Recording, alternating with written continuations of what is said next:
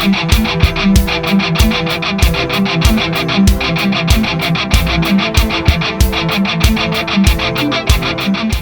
Outer Sector fam, we're back today.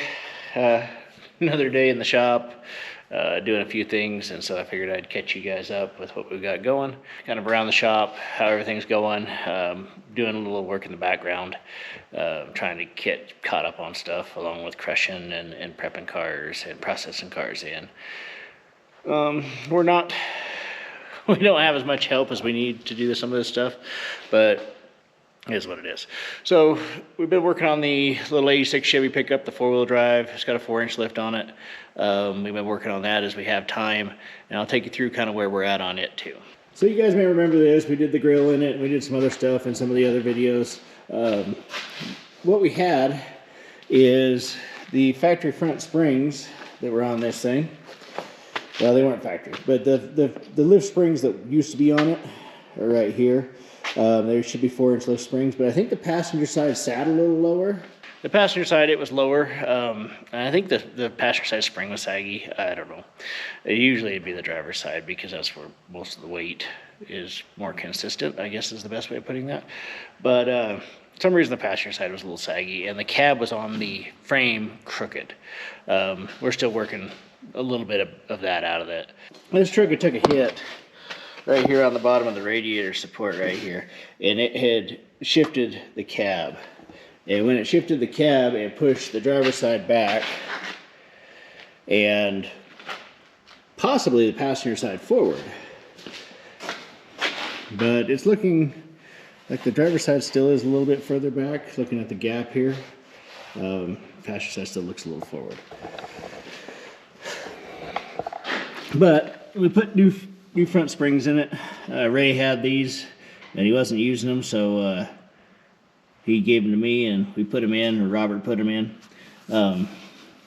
Looks like we need some longer brake lines and stuff, but we're kind of just doing a little work on this thing as we have time.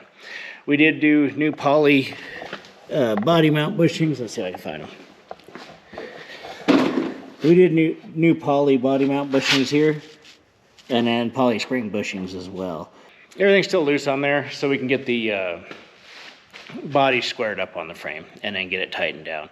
The gap between the tire and the fender on the driver's side was like 2 inches closer to the tire than it was on the passenger side. Part of that was because the passenger side was lower, but also another part of that was because the cab has shifted kind of like that.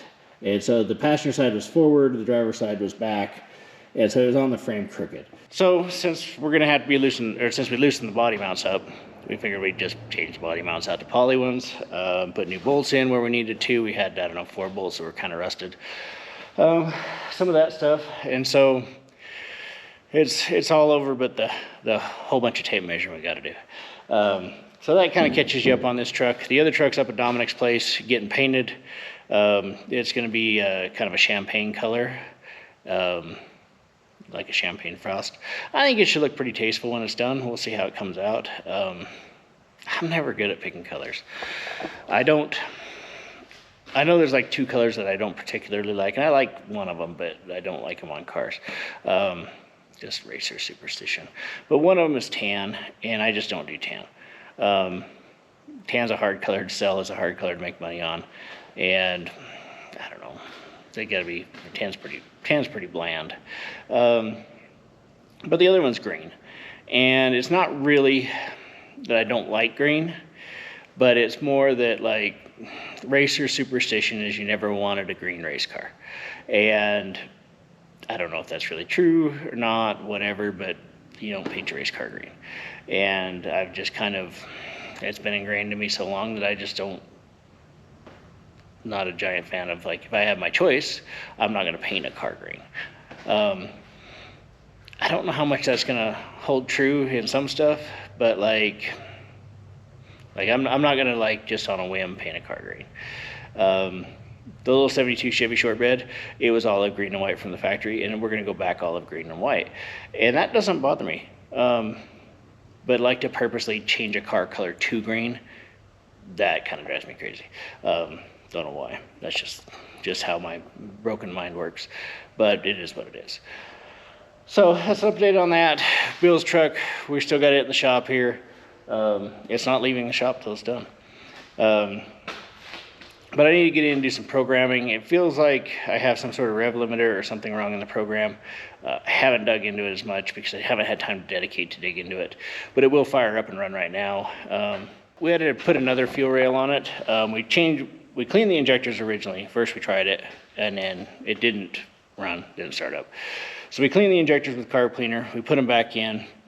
We fired it up. We had 2 injectors were stuck closed, one was stuck open. So we decided that was a bad idea. And so we switched over to LS style injectors, and we put it back together, and it worked really well. The LS injectors worked really good, fired up great, runs good, idles good, that sort of deal. But we ran into a problem when we first changed out or cleaned the injectors, and I'll show you what happened. So this is our table of parts, but as you can see here, there is these little tabs right here, and they hold plastic clips that hold the injectors in, and there's one for each injector. But up here, when I first took them off, they're pretty delicate, and I broke 3 of the tabs off. And so it wasn't a big deal with the factory injectors because they're fat and they don't move up and down. But when we switched over to LS style injectors, they're really skinny and they will travel farther than they're supposed to, and then they will create a leak because the O-ring won't be sealing because they'll drop down far enough that they won't seal completely. So what we ended up having to do was, I had a core motor out here with a fuel rail on it, pulled that off, carefully took the clips off so I didn't end up with the same problem I got right now, or had, and we put it on, and we pulled the intake, and we put the new fuel rail on it, or new to this truck fuel rail, new used, with the LS injectors, and that solved the fuel leak problem.